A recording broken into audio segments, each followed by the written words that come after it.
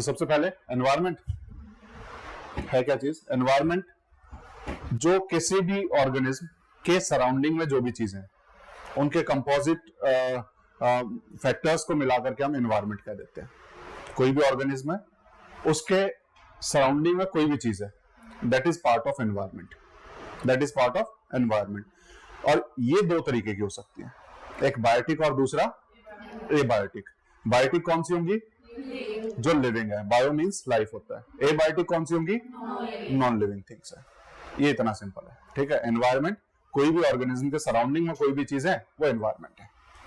Clear है? ठीक है, ठीक है, क्लियर है। अब उसके बाद दूसरा शब्द हमारे सिलेबस का इकोलॉजी। इकोलॉजी क्या होगा?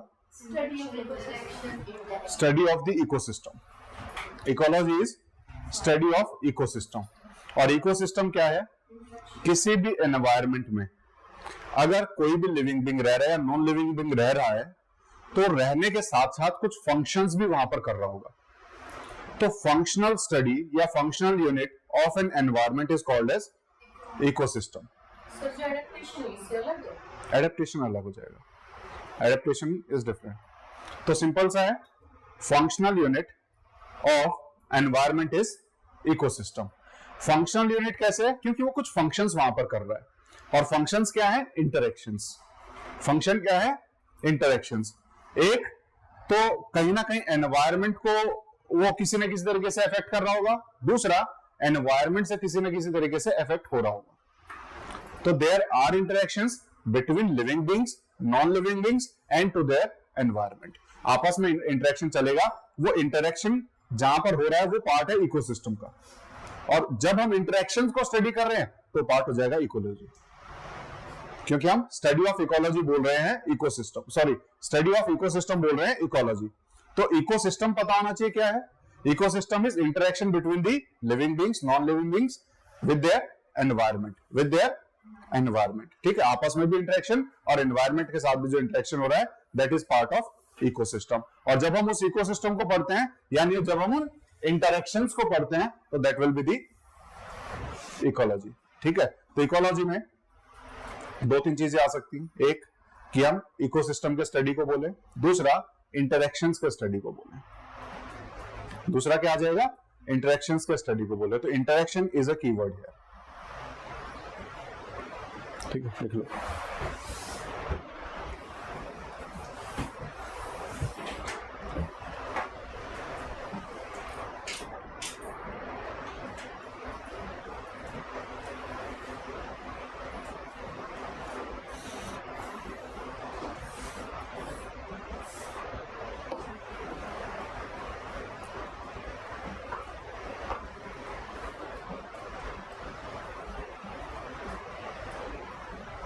तो इकोलॉजी स्टडी ऑफ इकोसिस्टम। अब हमें इकोसिस्टम पता होना चाहिए, इकोसिस्टम क्या है। ठीक है, तो नेक्स्ट डेफिनेशन इकोसिस्टम की हम लिख लेते हैं।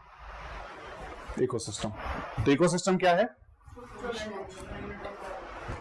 Ecosystem is the functional unit of the environment. यहां पर हो क्या रहा है? Interaction between the living beings, non living beings and with their environment.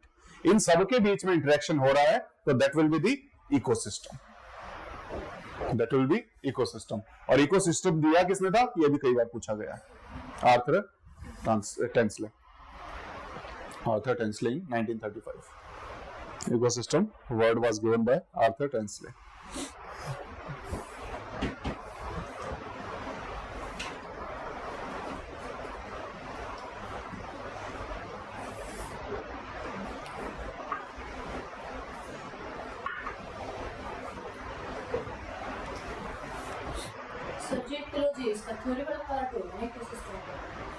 Ecosystem is the practical things that are happening in an environment, और उसको study करेंगे तो वो इकोलॉजी है।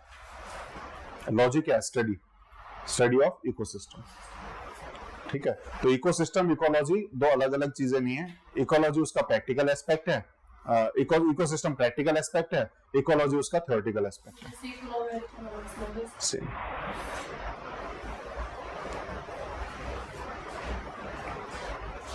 ठीक है, ये डेफिनेशन भी इसकी लिखी जा सकती है, अगर लिखना चाहो तो वही सेम है, ज्यादा कुछ है नहीं, ठीक है। An ecosystem can be as small as a pond, ecosystem छोटा सा भी हो सकता है, पॉन्ड जितना भी हो सकता है, ठीक है। इकोसिस्टम्स की अगर आप बात करोगे तो इकोसिस्टम, ये सब इकोसिस्टम है। इकोसिस्टम दो तरीके के हो सकते हैं, natural and artificial. Natural and artificial, artificially can be created, the ecosystems can be created artificially also. अगर हम नेचुरल की बात करें तो कुछ कीवर्ड्स यहां पर आएंगे, वो आपको ध्यान रखना है, ठीक है। सबसे पहले एक्वेटिक भी हो सकता है और टेरेस्ट्रियल भी हो सकता है। एक्वेटिक की बात करेंगे तो एक्वेटिक के अंदर फ्रेश वाटर इकोसिस्टम भी हो सकता है, और फ्रेश वाटर इकोसिस्टम आपका लेंटिक हो सकता है। लेंटिक वर्ड याद रखना है, लेंटिक वर्ड कौन सा होगा, जहां पर भी स्टैटिक वाटर आपको मिलेगा, दैट इज लेंटिक, ठीक है। लेंटिक जो लेटा हुआ है, सिंपल, एक ही जगह पड़ा हुआ है। लोटिक जो लोट लोट के मतलब रोल करते हुए जा रहा है, यानी जो मूविंग है, तो लोटिक क्या हो जाएगा, जो मूविंग वाटर्स है। लोटिक क्या हो जाएगा, मूविंग वाटर्स। तो ये भी इकोसिस्टम है। A pond can be an ecosystem, a lake can be an ecosystem, rivers can be an ecosystem, streams can be an ecosystem. वहीं wetlands भी अपने आप में एक इकोसिस्टम है, wetland भी इकोसिस्टम है। वहीं फ्रेश वाटर के अलावा मेरीन इकोसिस्टम हो सकते हैं। मेरीन में कोस्टल एरियाज में, अपवेलिंग रीजन में, पूरे मतलब सी के अंदर में, ओपन ओशियंस में यहां पर पाए जा सकते हैं, ये भी अपने आप में पूरे के पूरे इकोसिस्टम्स हैं। टेरेस्ट्रियल में ग्रासलैंड इज एक इकोसिस्टम, डेजर्ट इकोसिस्टम है, फॉरेस्ट इकोसिस्टम है, माउंटेन इज एन इकोसिस्टम, ठीक है। ये सब इकोसिस्टम के एग्जांपल्स हैं, these are examples of ecosystem. वहीं इकोसिस्टम के अंदर हमारे कंपोनेंट्स क्या क्या इन्वॉल्व हैं। कंपोनेंट्स की बात करें तो एबायोटिक और बायोटिक दोनों कंपोनेंट है, जिनके बीच में इंटरेक्शन हो रहा है, दोनों चीजें होंगी, दोनों के बीच में इंटरेक्शन है। वहीं पर एबायोटिक के बीच अगर हम बात करें तो इसके अंदर क्लाइमेटिक जो फैक्टर्स हैं वो आपके एबायोटिक कंपोनेंट्स में आ जाएंगे, जो एडेफिक हैं वो भी आपके एबायोटिक आएंगे। अब यहां एडेफिक इज ए की टर्म, एडेफिक जहां पर भी दिखाई दे that is related to the soil. कई बार एडेफिक वर्ड को दे करके किसी भी एमसीक्यू में पूछा जा सकता है, तो उसका आंसर जहां पर भी सॉइल से रिलेटेड होगा वहां होगा, ठीक है। तो एडेफिक को सॉइल से रिलेट करो, जहां पर भी एडेफिक वर्ड दिखाई दे तो सॉइल दिमाग में आना चाहिए, एडेफिक को काट करके सॉइल लिख देना वहां पर, क्लियर है। तो यहां पर कंपोनेंट की बात करें तो एबायोटिक में आपको क्लाइमेटिक दिखाई दे जाएंगे, एडेफिक दिए जाएंगे। क्लाइमेटिक जो क्लाइमेट में एटमॉस्फेयर में है, एडेफिक जो सरफेस पे है, जो सॉइल में, ठीक है। यहां पर आपको रेन, लाइट, विंड, टेम्परेचर, ये सब आपके कंपोनेंट से इकोसिस्टम के। वहीं पर एडेफिक में अगर आप देखोगे सॉइल, पीएच लेवल, मिनरल्स यहां मिल रहे हैं, टोपोग्राफी जो यहां पर मिल रही है, this is the part of edaphic ecosystem, ठीक है ना, edaphic component of the ecosystem. तो कोई भी इकोसिस्टम है उनमें इनके बीच में इंटरेक्शन हो रहा है, प्लस किसी एक आपस में एबायोटिक कंपोनेंट्स में भी आपस में इंटरेक्शन हो सकता है, एबायोटिक कंपोनेंट का एनवायरमेंट के साथ भी इंटरेक्शन हो सकता है। तो कहीं पर भी any kind of interaction that is happening in an environment is part of ecosystem, is part of ecosystem. वहीं पर बायोटिक कंपोनेंट की बात करोगे तो बायोटिक में आपके ऑटोट्रॉफ्स आ जाएंगे, हेटेरोट्रॉफ आ जाएंगे, डिकम्पोजर्स आ जाएंगे, कंज्यूमर्स आ जाएंगे, ये सब हमारे इसके पार्ट हो जाएंगे, ठीक है। और वहीं पर अगर आप आओगे तो आपको अलग अलग ये लेवल्स हमें पढ़ना ही है, primary consumer, tertiary consumer, secondary consumer, ठीक है, ये कौन कौन होते हैं, ठीक है। तो these are the components of the ecosystem, और ये है एग्जांपल्स ऑफ द इकोसिस्टम। ये क्या है, एग्जांपल, ठीक है, दोनों में डिफरेंशिएट करके रखना। यहां एग्जांपल बताए गए हैं, जैसे pond can be an ecosystem, pond अपने आप में एक इकोसिस्टम है, क्योंकि पॉन्ड के अंदर रह रहे ऑर्गेनिज्म जितने भी हैं उनका इंटरेक्शन चल रहा है विद द पॉन्ड, जो भी वहां पर वाटर बॉडी है उसके साथ में, ठीक है। और ये कंपोनेंट है कि क्या क्या कंपोनेंट हो सकते हैं किसी इकोसिस्टम में जिनके बीच में इंटरेक्शन चलता है, ठीक है। तो इंटरेक्शन इनके बीच में, क्लियर है, ठीक है। अब जब हमने इकोलॉजी पढ़ा, ecology is the study of ecosystem, interaction between the abiotic and biotic components, ये पढ़ा हमने। अब ये इंटरेक्शन अलग अलग लेवल्स पे हो सकता है, interaction can happen at different levels, वो अलग अलग लेवल्स को हमें पढ़ना है, वो लेवल्स को सीक्वेंस में आपको पता होना चाहिए, ठीक है, वो हम पढ़ेंगे अभी। लिख लिया? लिख लिया।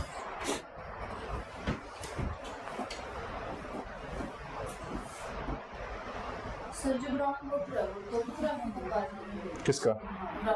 ग्राउंड वाटर भी अपने आप में इकोसिस्टम है। नहीं जैसे तो पूरा उसमें आएगा क्योंकि सॉइल की जो लेयर्स उसमें वाटर अगर अलग से देखोगे तो वो आपका उसमें एबायोटिक फैक्टर में आ जाएगा, लेकिन वाटर मतलब कंपोनेंट में अगर आप देखोगे, अदरवाइज तो वो यहाँ पर आएगा ना आपका लेंटिक में, एक जगह स्टैटिक जो है ग्राउंड वाटर। अगर आप एज ए इकोसिस्टम देखना चाह रहे हो तो लेंटिक में आ जाएगा, एज ए कंपोनेंट देखना चाह रहे हो तो क्लाइमेटिक फैक्टर्स में वाटर में आ जाएगा।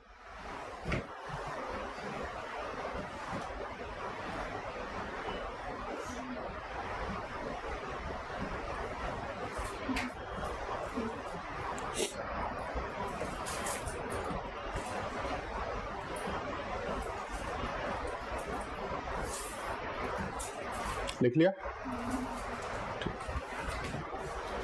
अब इकोलॉजी में हमने पढ़ा इंटरेक्शन हो रहा है, तो इंटरेक्शन अलग अलग लेवल पे हो रहा है, ठीक है। उस लेवल को हम एक एक करके समझेंगे। पहले एक बार इंडिविजुअल लेवल पे, इंडिविजुअल भी एनवायरनमेंट के साथ इंटरेक्ट कर रहा है, इंडिविजुअल भी दूसरे इंडिविजुअल के साथ इंटरेक्ट कर रहा है, नॉन लिविंग थिंग्स के साथ इंडिविजुअल इंटरेक्ट कर रहा है।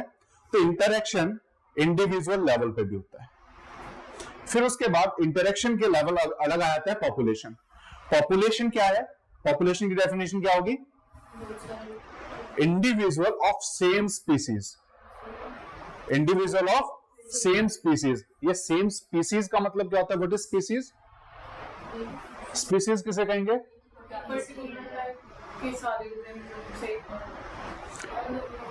कोई भी एक सिंगल स्पीसीज का कब माना जाएगा? Same characteristic. ठीक है, इसका अगर हम साइंस में अगर डेफिनेशन ढूंढे तो ये होता है कोई भी इंडिविजुअल किसी थर्ड ऑफस्प्रिंग को पैदा करें और वो ऑफस्प्रिंग फर्दर अपनी पॉपुलेशन को आगे चला सके, तो उसको हम कहेंगे स्पीसीज। तो वो क्या कहलाया जाएगा? स्पीसीज कहलाया जाएगा। जैसे हॉर्स एंड डोंकी मिलाकर के हमने म्यूल बनाया, म्यूल इज स्टेराइल, वो ऑफस्प्रिंग को आगे नहीं ले जा सकता, तो वो स्पीसीज का पार्ट नहीं, तो हम उसको स्पीसीज में काउंट नहीं करेंगे। अगर ऑफस्प्रिंग भी फर्दर सेम पॉपुलेशन आगे प्रोड्यूस कर सकता है तो वो स्पीसीज का पार्ट है, ठीक है। यहां पर क्या हो जाएगा? पॉपुलेशन क्या है? Number of individuals of same species. तो ये भी इंटरैक्ट करेंगे with the other population, with the environment, with the abiotic factors, with the biotic factors करेंगे। तो एक लेवल इंटरेक्शन का ये भी होता है। उसके बाद अगले लेवल पर चलेंगे तो वहां पर नंबर ऑफ पॉपुलेशन आ जाएंगे, जहां पर अलग अलग स्पीसीज के लोग एक साथ रह रहे हैं, and that will be called as community.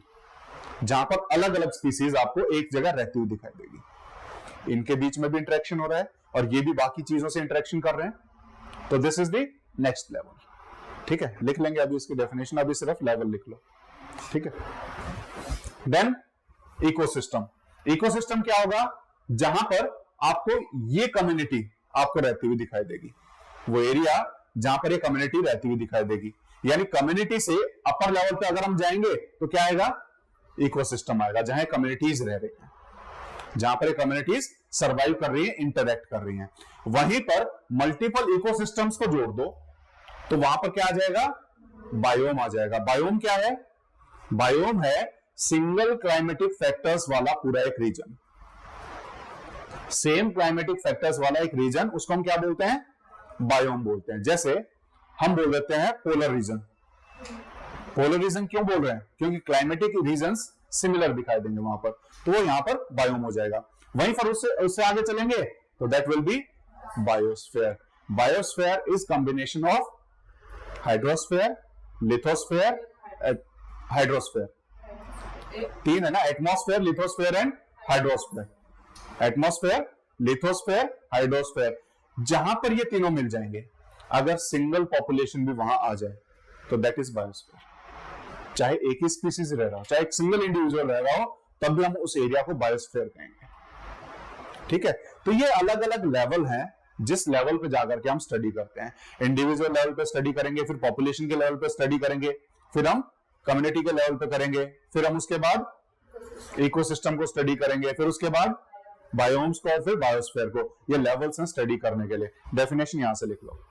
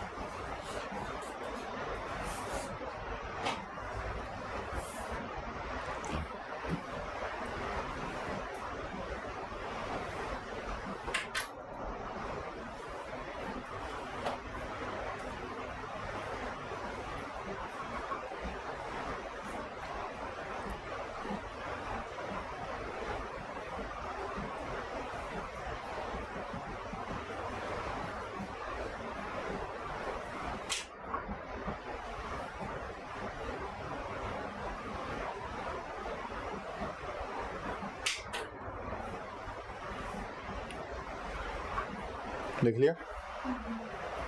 मुस्कान लिखती है, लेट हो जाती लिखने में।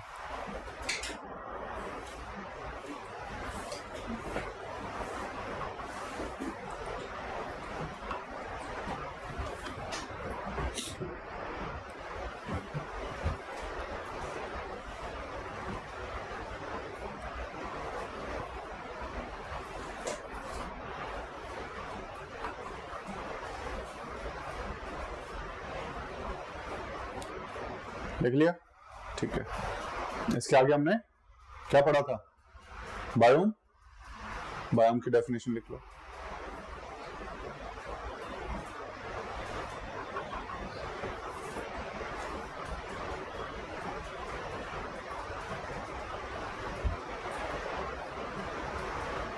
ये बायोम्स ज्योग्राफी में किए थे कवर? नहीं किए थे? ठीक है, कर लेंगे इसको। ठीक।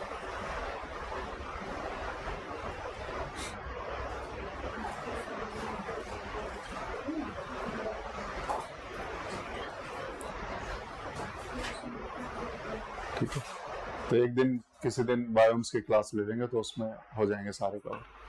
ठीक है, तो बायोम्स में आपको अलग अलग ग्रासलैंड दिखाई देंगे, आपको वहां पर टुंड्रा, टाइगा, ठीक है, वो सब आपको रीजन्स दिखाई देंगे, फॉरेस्ट दिखाई देंगे।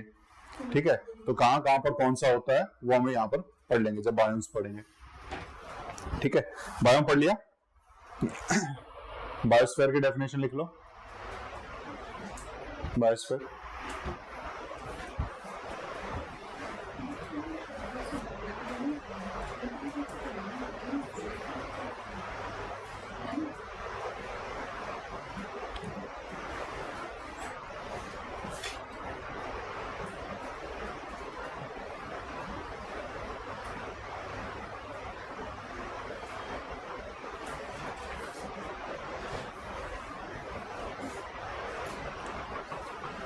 आपसे सिंपल पूछे जाते हैं इसमें सवाल, वर्ड दे देंगे उसकी डेफिनेशन पूछेंगे। तो क्लोजेस्ट डेफिनेशन कौन सी है? सभी डेफिनेशन होंगी लेकिन उसमें से क्लोजेस्ट कौन सी है वो बतानी है आपको। क्लोजेस्ट ढूंढने के लिए आपको कीवर्ड्स पता होने चाहिए।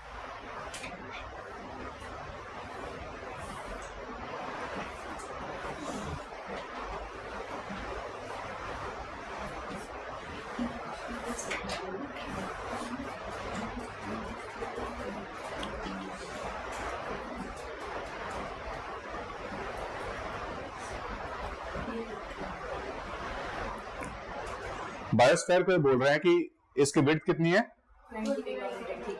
20, यानी कि हमारा जो लिविंग ऑर्गेनिज्म है वो कहां तक मिलेंगे? 20 किलोमीटर के स्ट्रेच में मिलने वाले। 20 किलोमीटर का स्ट्रेच आया कहां से है? हमको पता है कि जो हमारा अर्थ सरफेस है, ओशियन भी है, तो ओशियन में maximum number of living beings 500 metre 1 kilometre तक हो सकते हैं। उसके बाद बहुत ही कम डेंसिटी में आपको मिलते हैं, बहुत कम वैरायटी पॉपुलेशन की हमें मिलती है। ठीक है, ऊपर अगर हम जाएं तो लगभग 10-12 किलोमीटर तक हमें ज्यादातर हमारा एटमॉस्फेयर एक्सटेंड होता है। एटमॉस्फेयर तो और ऊपर तक है, हमें ज्यादातर जितने भी बैक्टीरिया है या कोई भी लिविंग बींग है वो मैक्सिमम 5-6 किलोमीटर 7-8 किलोमीटर तक मिलता है। ठीक है, तो मैक्सिमम कंसंट्रेशन तो आपका ये 6-7 किलोमीटर में ही है स्ट्रेच में, लेकिन पूरे अगर हम बायोस्फीयर की बात करें, वो स्ट्रेच हमें 20 किलोमीटर तक होता हुआ दिखाई देगा। इस 20 किलोमीटर के बियॉन्ड कोई लिविंग ऑर्गेनिज्म हमें नहीं दिखाई देता। ठीक है, this is the stretch of the biosphere.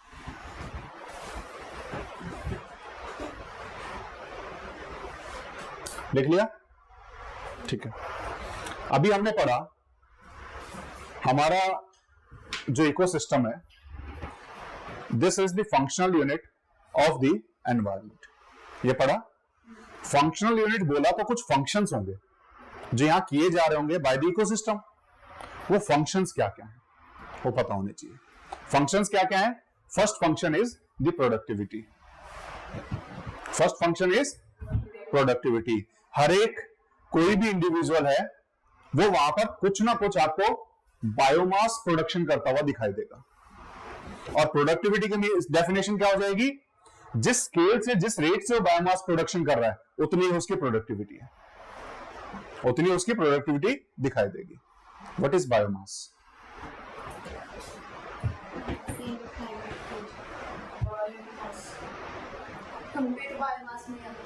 Dry weight of any organic matter is biomass. Dry weight of any organic matter is biomass. ठीक है, तो यहां पर किस रेट से ये बायोमास प्रोडक्शन हो रहा है इकोसिस्टम में, वो उसकी प्रोडक्टिविटी हो जाएगी। यानी कई इकोसिस्टम ऐसे हो जाएंगे जहां पर बायोमास बहुत ज्यादा प्रोड्यूस होता हुआ दिखाई देगा, यानी जहां पर स्पीसीज बहुत ज्यादा दिखाई देंगी। कई इकोसिस्टम ऐसे भी होंगे जहां पर स्पीसीज बहुत कम दिखाई देंगी। ठीक है, तो पहला फंक्शन हो गया प्रोडक्टिविटी। सेकेंड फंक्शन की अगर हम बात करें तो इकोसिस्टम में एनर्जी फ्लो हो रहा है। इंटरेक्शन से जो फंक्शंस निकल के आ रहे हैं, that is energy flow. First function is productivity, second is energy flow. Energy flow कैसे हो रहा है? फूड चेन हमने पढ़ा हुआ है। एक इंडिविजुअल को दूसरा इंडिविजुअल जब खा रहा है तो energy flow, this is a chain of energy flow. वो एनर्जी फ्लो एक इकोसिस्टम का पार्ट है, वो फंक्शन है, वो फंक्शन है हमारा। ठीक है, ये एनर्जी फ्लो को हम पढ़ेंगे पूरा, 10% रूल और वो सारी चीजें पढ़नी हमें। ठीक है, फूड चेन, फूड वेब क्या होता है वो हम पढ़ेंगे उसमें।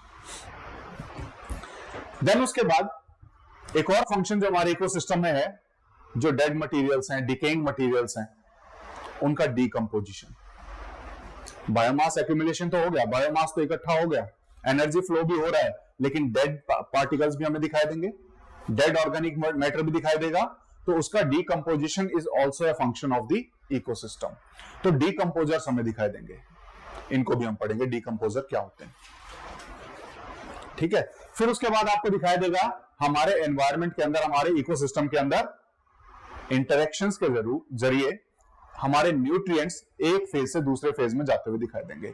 तो न्यूट्रिएंट साइकिल बनती हुई दिखाई देगी, carbon cycle, oxygen cycle, nitrogen cycle, sulphur cycle, ये क्या है? ये न्यूट्रिएंट साइकिल्स है। ये हो क्यों रही है? क्योंकि इंटरेक्शंस हो रहा है बिटवीन डिफरेंट स्फीयर्स, इंटरेक्शन हो रहा है between abiotic and biotic components. तभी तो नाइट्रोजन साइकिल पढ़ते हैं, कैसे ट्रीज से एनवायरनमेंट में, ट्रीज से सॉइल में, डीकंपोजर उसको फिर से डिसइंटीग्रेट करके कैसे सॉइल में पहुंचा रहे हैं। ठीक है, इंटरेक्शन है between the biotic and abiotic components. ठीक है, तो ये फंक्शंस हमें पढ़ने हैं एक एक करके। ठीक है, इन फंक्शंस को हम पढ़ेंगे, लेकिन उससे पहले हैबिटेट। बायोस्फीयर के अंदर जहां पर इंडिविजुअल रह रहा है, तो उस एरिया को हम क्या कहते हैं? हैबिटेट कहते हैं। बायोस्फीयर के अंदर जिस भी एरिया में वो रह रहा है, that is known as the habitat, यानी the physical location where he is residing is the habitat. Clear है? ठीक है, तो यहां पर it is the place where an organism और community of organism lives. Simple है, सिंपल है। ठीक है, including all living and non living factors, conditions of environment. Habitat में सारी चीजें इंक्लूड हो जाएंगी। जैसे हैबिटेट अगर हम देखें यहाँ के क्लास के हिसाब से, यहाँ का हैबिटेट यहाँ की सराउंडिंग के साथ मिला करके, यहाँ की सराउंडिंग के साथ मिला करके। ठीक है, एंड माइक्रो हैबिटेट क्या होगा? For the immediate vicinity of an plant और एनिमल। माइक्रो हैबिटेट तो हो गया पूरा एक घर जहां रह रहे हैं, लेकिन उसके अंदर भी आपका एक कोना होगा जहां पड़े रहते हो। That is micro habitat. वो क्या हो जाएगा? माइक्रो हैबिटेट ऑफ इंडिविजुअल, जो उसकी सबसे क्लोज विसिनिटी के आसपास की चीजें हैं, वहां तक अगर हम उसको लिमिट कर दें कि ज्यादातर फंक्शंस उसके उसी लिमिट में हो रहे हैं, तो that will B micro habitat. ठीक है, इसी के साथ एक वर्ड आता है नीश। इसी के साथ एक वर्ड आएगा दैट इज नीश। यह आएगा, ठीक है, दिस इज नीश। नीश क्या होगा? किस चीज के लिए जो चीज जानी जाती है, कह सकते हैं फंक्शंस, बेसिकली फंक्शंस। हैबिटेट और नीश बहुत सिमिलर कॉन्सेप्ट है। डिफरेंस है, हैबिटेट है रहने की जगह, नीश है काम करने की जगह। नीश क्या होगी? वर्किंग प्लेस, और हैबिटेट रहने की जगह। तो हर एक ऑर्गेनिज्म हमारे इकोसिस्टम में कोई एक फंक्शन परफॉर्म कर रहा है, तो फंक्शन कहां परफॉर्म कर रहा है वो उसका नीश हो जाएगा। वो फंक्शन कहां परफॉर्म कर रहा है वो क्या हो जाएगा? उसका नीश हो जाएगा। तो जब भी नीश दिखाई दे तो आपको वहां पर कीवर्ड ढूंढना है functions, unique function, unique role या यूनिक पोजीशन। ठीक है ना, हर एक का फंक्शन अपना अलग है। जैसे एग्जांपल अगर हम देखेंगे, एक एग्जांपल आपको दिखाई देगा यहां पर। एक पेड़ can be a habitat of multiple number of birds. एक जो ट्री है वो हैबिटेट हो सकता है मल्टीपल नंबर ऑफ बर्ड्स का, लेकिन अगर मान लो यहां पर इस लेवल पर रहने वाली बर्ड्स, अगर यहीं पर सारी बर्ड्स आने लग जाए तो उनके बीच में कंपटीशन शुरू हो जाएगा, और कंपटीशन शुरू हो गया तो जो उनका जो पॉपुलेशन है वो डिक्लाइन की तरफ चली जाएगी, क्योंकि the area on which they are surviving वो लिमिटेड है, तो सोर्स उनके लिए लिमिटेड हो जाएगा। तो उन्हें अपने एरिया को डिफरेंशिएट करना पड़ेगा कि एक काम करो, तुम यहां से अपना खाना खा लो, हम यहां से अपना खाना खा लेते हैं। उन्होंने अपना नीश डिफाइन कर दिया, अपनी वर्किंग प्लेस डिफाइन कर दी कि तुम हैबिटेट ये रहेगा पेड़, लेकिन तुम यहां पे जो फल लगेंगे वो खा लेना और बाकी हम यहां वाले खा लेंगे। फिर और बर्ड्स आएंगी, फिर से नीश डिफाइन कर लेंगे, वो नीचे पहुंच जाएंगे कि हम जो यहाँ पेड़ यहां से जो फल वगैरह गिरेंगे हम इसको खा लेंगे। ठीक है, तो यूनिक रोल हो गया। सब पेड़ पे रह रहे हैं लेकिन हर एक का अपना यूनिक रोल है। कुछ बर्ड्स का रोल यहां तक लिमिटेड है, कुछ का यहां लिमिटेड है, कुछ का यहां लिमिटेड है। इसके एग्जांपल्स हमें दिखाई देंगे यहां पर। डार्विन ने बताया था, डार्विन ने क्या बताया? इवोल्यूशन, है ना। इवोल्यूशन में उसने बताया कि ये सब पहले एक ही स्पीसीज होती थी, ये सब पहले एक स्पीसीज होती थी, लेकिन क्योंकि फंक्शन के कारण होता क्या है, मान लो एक ही चीज के लिए कंपटीशन होने लग जाए, मान लो पेड़ पे ये सभी इस हिस्से के लिए कंपीट करने लग जाएं, तो क्या होगा? पॉपुलेशन डिक्लाइन होगी, सर्वाइवल कम हो जाएगा, इनका सर्वाइवल रेट। अब इसको अपने आप को बचाना है तो इनको क्या करना पड़ेगा? अपना नीश डिफाइन करना पड़ेगा, अपने आप को अलग करना पड़ेगा उससे कि भाई तुम हमारे कंपटीशन में नहीं हो, हम यहां हैं, तुम यहां चले जाओ, ताकि दोनों का सर्वाइवल पॉसिबल हो सके। तो ये जब फ्लिंच की बात की गई, या फिंच की बात की गई, दिस वाज अ बर्ड, इसको स्टडी किया जब डार्विन ने, तो इसने बोला कि ये ओरिजिनली एक स्पीसीज थी, लेकिन जब एक ही जगह पे इनका एक स्पीसीज है तो नीश भी सेम होगा, तो इस वजह से इनके पॉपुलेशन को खतरा आ गया, सर्वाइवल को। तो इन्होंने क्या किया? अपना नीश डिफाइन किया कि तुम अलग जगह पे जाओ, हम अलग अलग जगह पे जाते हैं। इसी वजह से पेड़ के अलग अलग जगह पे सर्वाइव करने के कारण इनकी चोंच में फर्क आ गया। कोई हिस्सा जो पेड़ का कमजोर होगा वहां पर बड़ी चोंच नहीं चाहिए, लेकिन जहां पर है वहां पर चाहिए, वहां नुकीली चोंच चाहिए।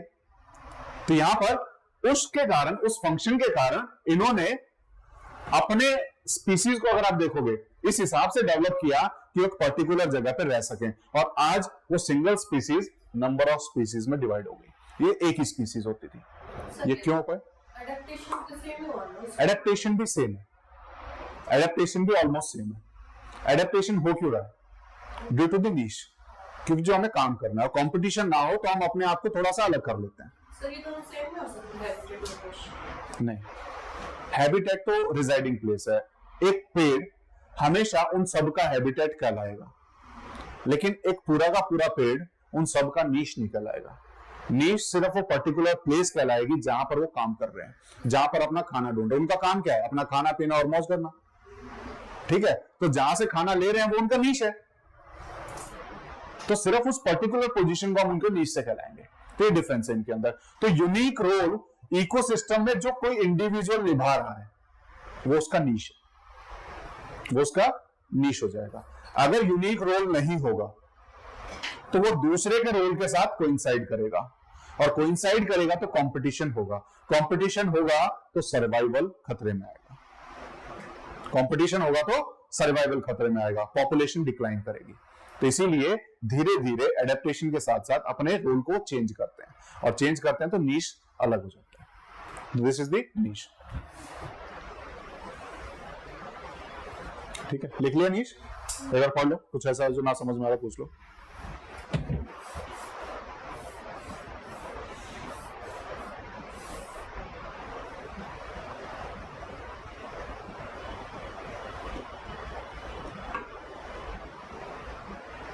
कीवर्ड क्या है? Unique role, unique function, unique position, यानी ये यूनिकनेस होनी चाहिए।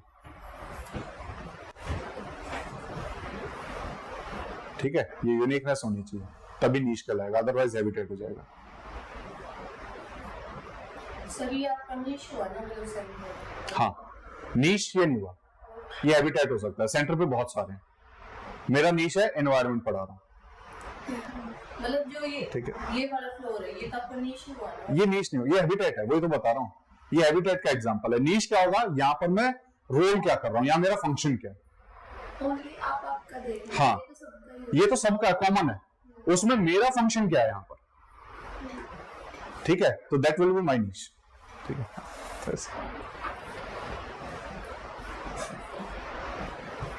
और आपके सर्वाइवल के लिए कुछ भी होगा। हाँ, सर्वाइवल के लिए, और कंपटीशन में होगा तो सर्वाइवल खतरे में है।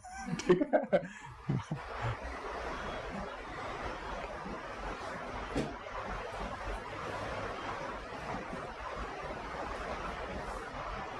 ठीक है, पढ़ लिया? इन दोनों में डिफरेंस सिंपल सा। ये बात अब समझ आई, कंपटीशन उनके पास सर्वाइवल खतरे में क्यों होता है। अब वो नीश यूनिक नहीं रहता, इसलिए तो यूनिकनेस होनी चाहिए सब में। वो यूनिकनेस ही सर्वाइवल का कारण बनता है। ठीक है, क्लियर रहेगा हमेशा।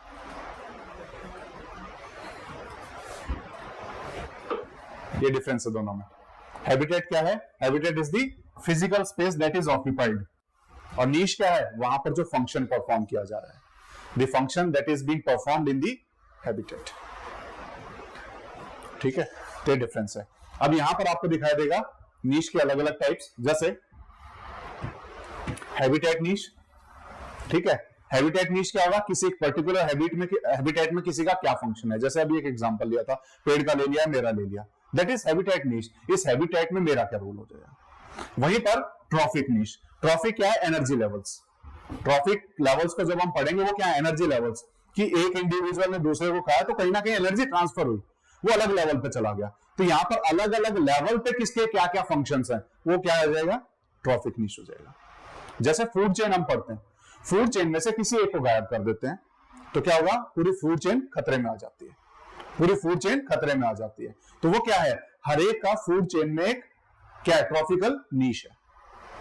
हर एक का फूड चेन में क्या है? That is trophic niche. Clear है? Multi dimensional niche, multi dimensional क्या होगा? ये दो चीजों के ऊपर डिपेंड करेगा। Multi dimensional niche is combination of fundamental niche and realised niche. Fundamental niche क्या है? दिस इज वेयर जैसे कोई भी इंडिविजुअल है, वो बिना कोई फंक्शन किए भी अगर इकोलॉजी में कैसे भी सरवाइव कर सकता है, वो उसकी फंडामेंटल नीश है। जैसे एग्जांपल है, लायन का क्या है? मतलब मेन बेसिक रोल क्या है? मतलब टर्शरी कंज्यूमर है ना, बेसिक रोल ये है। तो उसको किसी चीज की जरूरत नहीं उसके लिए, और वो बेसिक रोल रहने वाला है उसका। वो उसका क्या हो जाएगा? वो उसका बेसिक फंक्शन है इन दी इकोलॉजी। लेकिन एक्चुअल में वो कर क्या रहा है? दैट इज द रियलाइज्ड नीश। लेकिन एक्चुअल में उस इकोसिस्टम में वो कर क्या रहा है, वो क्या हो जाएगा, रियलाइज्ड नीश। कि ड्यू टू कंपटीशन उसने अपनी हैबिट तो नहीं चेंज कर ली है, घास तो नहीं खाने लग गया, ठीक है, तो क्या हो जाएगा, रियलाइज्ड नीश। ठीक है, तो ये डिफरेंस आपको यहां पर दिखाई देगा। इन दोनों के कॉम्बिनेशन को हम बोलेंगे मल्टी डायमेंशनल नीश, यानी एक ही ऑर्गेनिज्म की, एक ही इंडिविजुअल की अलग अलग नीश हो सकती है। ठीक है ना, कोई कंपटीशन नहीं है तो अपने फंडामेंटल नीश पे आ जाएगा। अगर बाय चांस कुछ ऑब्स्टेकल्स आते हैं तो रियलाइज नीश पे पहुंच जाएगा। क्लियर है? ठीक है, ये नीश टाइप ऑलरेडी कर चुके हैं। ठीक है, एंग्री बर्ड्स। ठीक है, देन नीश ओवरलैप। नीश ओवरलैप की मान लो जैसे अभी पेड़ का हमने एग्जांपल लिया, उसमें क्या होगा, मान लो एक ही जगह पे यहीं पर दो अलग अलग टाइप के बर्ड्स आ जाएं, उनका हैबिटेट भी सेम हो जाए, नीश भी सेम हो जाए, तो क्या हो गया, नीश ओवरलैप हो गया। क्या हुआ है, नीश ओवरलैप हो गया। और नीश ओवरलैप होगा तो क्या होगा, कंपटीशन होगा, और कंपटीशन होगा तो सर्वाइवल। पहली लाइन यही है, there is increased competition leading to less chances of survival, और यही गॉस लॉ बताता है। गॉस लॉ ने क्या बोला, कंपटीशन एक्सक्लूजन प्रिंसिपल दिया है। Competition in case of same niche of two species will lead to the exclusion of one from that niche. Survival of the fittest. Exactly, ठीक है ना, जो स्ट्रॉन्गर है वो उस नीश में बना रहेगा, बाकी वेरी करके अपनी दूसरी स्पीसीज में ट्रांसफॉर्म हो जाएंगे। ठीक है, तो ये मतलब उसने अगेंस्ट द गॉड थ्योरी दी थी उसने, कि एक तो बोलते हैं कि देखो सबको अलग अलग भगवान ने बनाया, डार्विन ने बोला नहीं, सबको अलग अलग उसके नीश ने बनाया। ठीक है, तो डार्विन ने कहीं ना कहीं उसके अपोज में जाकर थ्योरी दी थी कि जैसा नीश है, जैसा फंक्शन है, वैसा उसका आपको स्पीसीज वो वैसे उसमें ट्रांसफॉर्मेशन दिखाई देंगे। तो भगवान ट्रांसफॉर्मेशन नहीं कर रहा है, नीश ट्रांसफॉर्मेशन कर रही है। भगवान ने तो एक स्पीसीज बना दिया होगा, उसमें से इतने सारे वेरिएशन कैसे आ गए। ठीक है, तो वो डार्विन की थ्योरी है, इवोल्यूशन की थ्योरी है। ठीक,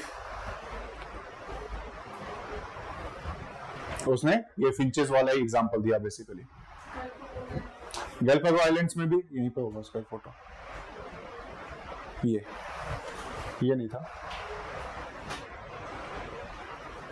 इसी में ही है, नहीं इसमें नहीं दिया हुआ शायद। ठीक है, ये भी बेसिकली नीश का ही फंक्शन है यहाँ पर। ठीक है, इन्होंने बेसिकली अलग अलग टाइप के जो आपको बीच के आसपास दिखाई देंगे पक्षी वगैरह, इन्होंने भी अपना नीश डिफाइन किया हुआ है। इन्होंने क्या बोला, फ्लेमिंगो ने, कि मेरे पांव बड़े हैं, मैं थोड़ा डीप में चले जाता हूँ। ठीक है, फिर उसके बाद डक्स, उसके बाद आ गई शैलो वाटर में, और कौन आएगा, एवोकेट्स, उसके बाद ऑयस्टर आ जाएंगे, उसके बाद फ्लोवर्स आ जाएंगे। ठीक है, इन्होंने अपना नीश डिफाइन कर लिया।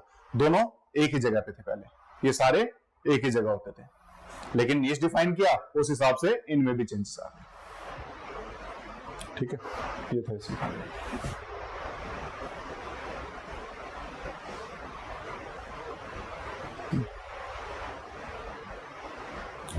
ठीक है, गॉस लॉ हो गया। गॉस लॉ ने क्या दिया, competition exclusion principle. Competition will lead to the exclusion of one species from a niche. Clear है? और उसी को थोड़ा सा यहां पर बताया है कि नीश ओवरलैप होगा तो दो चीजें होने वाली है। क्या, सबसे पहले कॉम्पिटिटिव एक्सक्लूजन होगा, कंपटीशन की वजह से एक स्पीसीज वहां से एक्सक्लूड हो जाएगा। दूसरा, इसी कंपटीशन की वजह से या नीश ओवरलैप की वजह से रिसोर्स पार्टीशनिंग हो जाएंगे। क्या हो जाएगा कि जैसे पेड़ का एग्जांपल लें, तो मान लो इस जगह पे कंपटीशन हो जाए, या तो ये दोनों आपस में सहमति बना करके बंटवारा कर लें कि तुम इस जगह पे अपना फंक्शन परफॉर्म करो, हम इस जगह पे अपना फंक्शन परफॉर्म कर रहे हैं। तो इस वजह से रिसोर्स पार्टीशनिंग करके तो बचे रह सकते हैं, अदरवाइज एक्सक्लूजन हो जाएगा। तो दो ही चीजें हो सकती हैं, या तो रिसोर्स पार्टीशनिंग होगी या फिर कॉम्पिटिटिव एक्सक्लूजन होगा, दोनों में से एक चीज होगी। ठीक है, और ये उसी का एग्जांपल है हमारा, रिसोर्स पार्टीशनिंग का। ये किसका एग्जांपल है, रिसोर्स पार्टीशनिंग, कि इन्होंने अपने फंक्शंस चेंज कर लिए। ठीक है, फंक्शन चेंज करके ये अलग अलग स्पीसीज में आज डेवलप हो गए।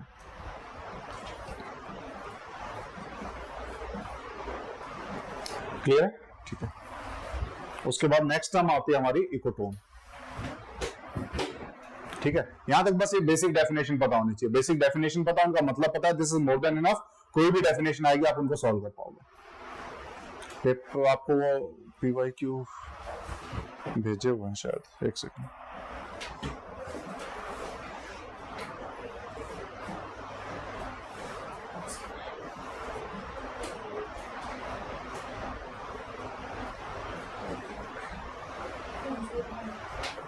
सर इसकी तो कोई बुक नहीं पढ़नी है। कुछ नहीं पढ़ना, मोर देन इनफ। जितना बताऊंगा उतना कर लेना बस।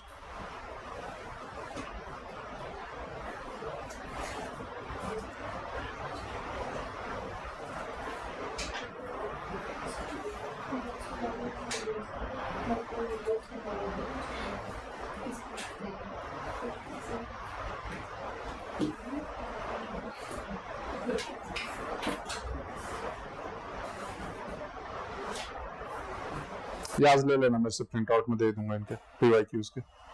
ठीक है, ठीक है। अभी इकोटोन कर लेते हैं। इकोटोन क्या है?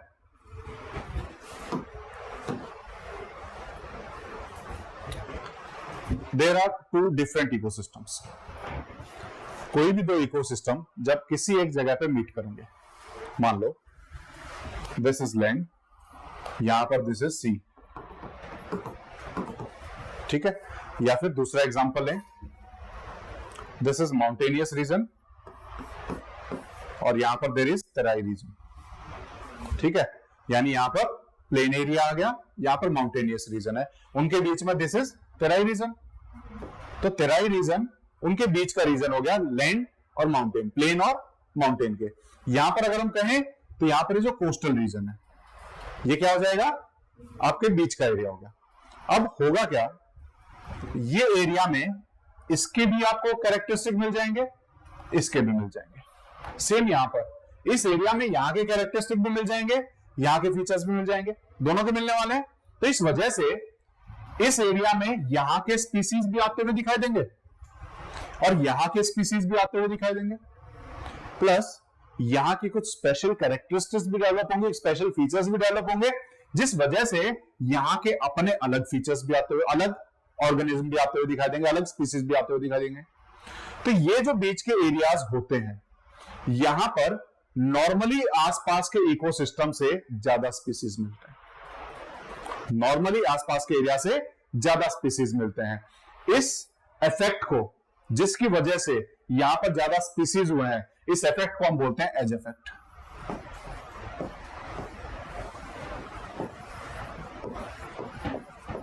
इस इफेक्ट को हम क्या बोलते हैं? Edge effect.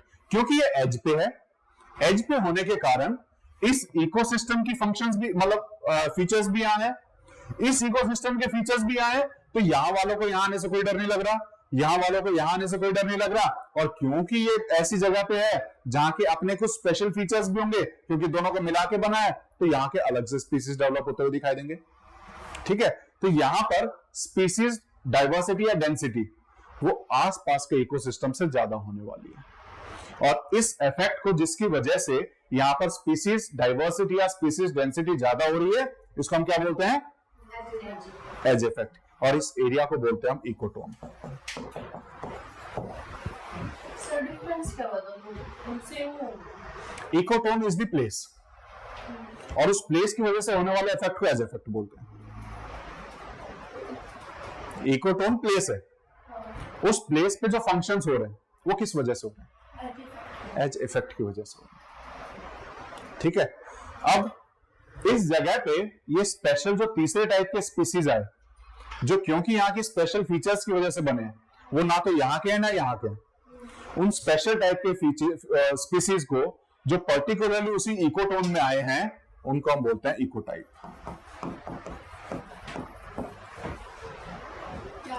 इकोटाइप, इकोटाइप वो स्पीसीज जो पर्टिकुलरली सिर्फ इसके फीचर की वजह से, इकोटोन की वजह से वहां पर है, वो ना तो लैंड की वजह से वहां, ना साइट सी की वजह से वहां, वो वहां पर स्पेशल फीचर्स जो डेवलप हुए उसकी वजह से वहां पर है, तो उनको हम क्या बोल देंगे? इकोटोन बोल देंगे। इकोटाइप स्पीसीज को बोलेंगे इकोटाइप, प्लेस हो जाएगी इकोटोन, और इफेक्ट जो हो रहा है that is edge effect. Clear है? ये तीन वर्ड अभी हम पढ़ेंगे अगली 2-3 स्लाइड में। क्लियर है? अब इसमें होगा क्या,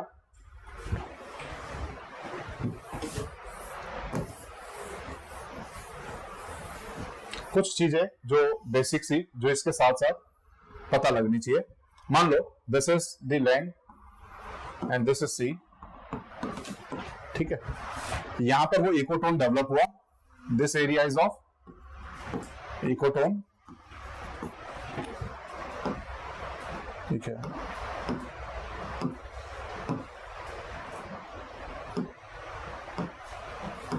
पता नहीं क्या हुआ,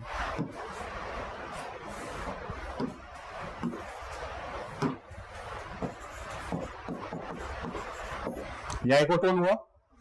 यहां पर इधर से जो स्पीसीज आ रहे हैं वो एक जगह तक तो रहेंगे, लेकिन उसके बाद डिक्लाइन की तरफ जाते हुए दिखाई देंगे, मतलब एक पर्टिकुलर लिमिट से आगे बहुत कम आगे ट्रांसफर हो पाएंगे। तो यहां के स्पीसीज यहां से इस साइड जाते जाते कम होते चले जाएंगे, यहां के स्पीसीज यहां से आगे जाएंगे तो यहां तक तो पहुंच पाएंगे, इससे आगे कम होते चले जाएंगे, और यहां पर बीच में यहाँ के जो स्पेशल स्पीसीज हैं वो रहते हुए दिखाई देंगे, इको टाइप रहते हुए दिखाई देंगे। तो ये फंक्शन भी हमें यहां दिखाई देगा इस तरीके से, ठीक है। तो ये भी इसको ध्यान रखना है साथ के साथ, वैसे तो कॉमन सेंस से पता होना चाहिए इसको, ठीक है, क्लियर है, ठीक है। अब इसको पढ़ लेते हैं, ये पढ़ लो एक बार, इकोटोन।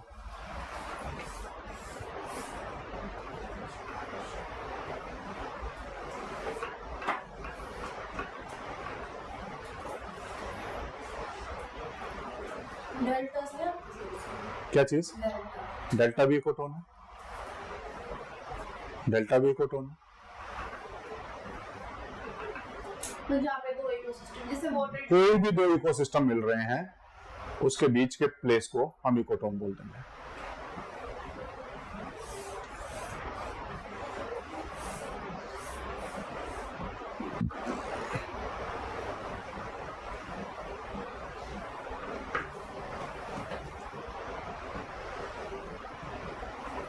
क्लियर है? करो नेक्स्ट। रिच इन बायोडाइवर्सिटी मिलेंगे किसकी वजह से, एज इफेक्ट की वजह से, ठीक है। इकोटोन का वही एक एग्जांपल हमें दिखाई देगा, यहाँ पर हमारे कोस्टल इकोसिस्टम वाले भी स्पीसीज मिल जाएंगे, यहाँ के स्पीसीज में मिल जाएंगे, कुछ ट्रांजिशनल होने की वजह से यहाँ के स्पेशल स्पीसीज भी डेवलप होंगे, वो भी दिखाई दे जाएंगे। तो यहाँ पर आपको स्पीसीज डाइवर्सिटी इंक्रीज होती हुई दिखाई देगी, ठीक है।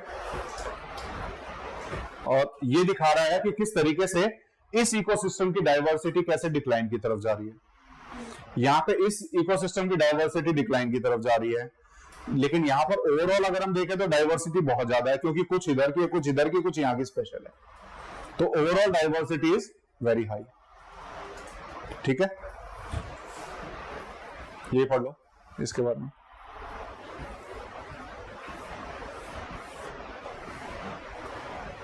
कुछ ऐसा जो ना समझ में आ रहा पूछो।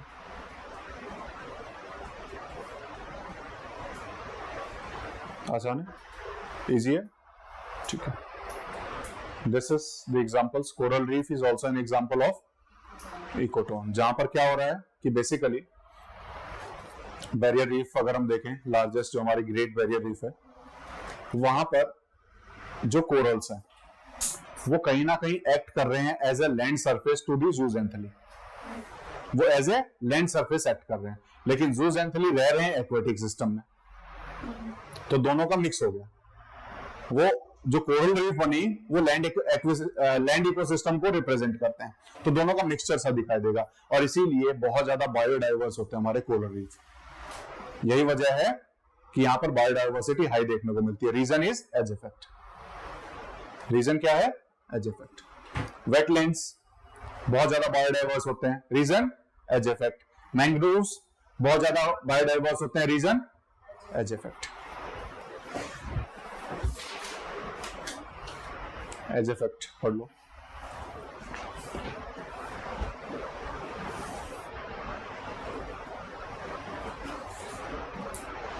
ग्रासलैंड्स का एग्जांपल कैसे है?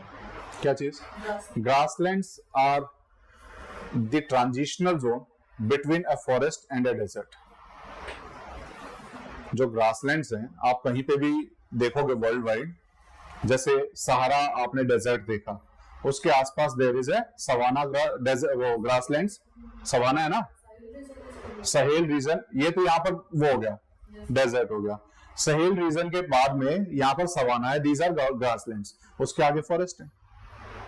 तो फॉरेस्ट और डेजर्ट के बीच का transitional zone is the grassland. ठीक है, फॉरेस्ट से अचानक डेजर्ट कभी नहीं दिखाई देगा, बीच में ग्रासलैंड्स दिखाई देंगे। सभी जरूरी तो नहीं ना, ये तीनों चीजें हो साउथ में जरूरी नहीं। जैसे एग्जांपल ले लेते हैं, कहां जरूरी नहीं होगा, माउंटेन, बारिश इधर से आ रही है, सारी बारिश इधर हो जाती है, इधर बारिश होती नहीं, तो क्या होगा, डेजर्ट आ जाएगा फॉरेस्ट के बाद सीधा। ठीक है, तो जरूर थोड़ी होना। ठीक है, लेकिन फिर भी इनके बीच में there will be a transition zone, चाहे यहां बने, चाहे यहां बने, चाहे यहां बने, कहीं ना कहीं तो होगा वो ट्रांजिशन जोन जहां पूरी बारिश नहीं पहुंची, थोड़ी बहुत पहुंच गई। ठीक है, तो वहां पर डेजर्ट इकोसिस्टम के भी फंक्शन दिख जाएंगे और फॉरेस्ट इकोसिस्टम के भी। ठीक है, इको टाइप पढ़ लो।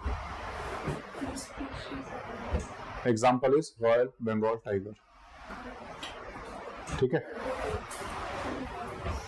सॉल्ट वाटर भी पी लेता है क्योंकि वहां मिलता ही वो। ठीक है, सर ये जो नारियल के पेड़ की एग्जांपल नहीं हो सकते, नारियल के पेड़ कैसे हो सकते हैं? साइड पे वो ट्रक मेनली तो वैसे तो कोस्टल इकोसिस्टम में ही मिलते हैं हमें नारियल के जो पेड़ मिलते हैं, तो कह सकते हैं टाइप एक एग्जांपल में लिख सकते हैं कि वो इको टाइप का एग्जांपल है। हाँ, इको टाइप का लिख सकते हैं।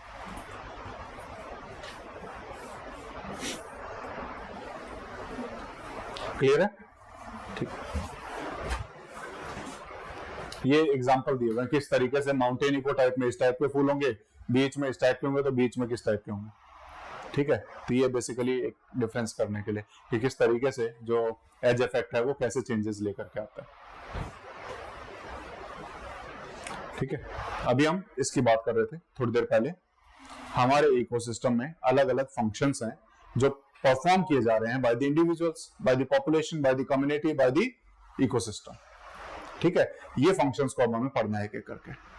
ठीक है, तो सबसे पहले ट्रॉफिक लेवल की बात कर देते हैं क्योंकि ट्रॉफिक लेवल उसमें बार बार आ रहा है। What is the trophic level? Energy level, है ना। हर एक जगह पे अगर हम देखें, जैसे अगर मैं डिवाइड करना चाहूं तो एनर्जी लेवल अलग अलग बने हुए हैं। ठीक है, यहां पर कुछ स्पीसीज हैं जो अपने आप खाना बना रहे हैं, they are taking the energy directly from the sun. उसके बाद कुछ ऐसे स्पीसीज होंगे जो इनके ऊपर डिपेंडेंट है फॉर देयर फूड, तो कुछ एनर्जी इनकी इसमें ट्रांसफर हो जाएगी, ये अपने आप से कोई और एनर्जी ले नहीं रहे, तो इनको एनर्जी बाकी जगहों से मिल रही है, तो वो एनर्जी यहां ट्रांसफर होगी, तो ये नेक्स्ट ट्रॉफिक लेवल हो जाएगा, नेक्स्ट एनर्जी लेवल होगा। एनर्जी डायरेक्ट इन पे नहीं आई, एनर्जी इनके थ्रू नेक्स्ट लेवल पे गई है। तो ऐसे एनर्जी ट्रांसफर का जो लेवल है अलग अलग, उसको हम ट्रॉफिक लेवल के नाम से जानते हैं। ठीक है, उसको हम किस नाम से जानेंगे? ट्रॉफिक लेवल से। तो इसको पढ़ लो एक बार। ट्रॉफिक लेवल में हमें बेसिकली ये चीज पढ़नी होती है, food chain, food web and ecological pyramids. ठीक है, इकोलॉजिकल पिरामिड्स भी 3 टाइप के दिखाई देंगे हमें। ठीक है, कौन कौन से?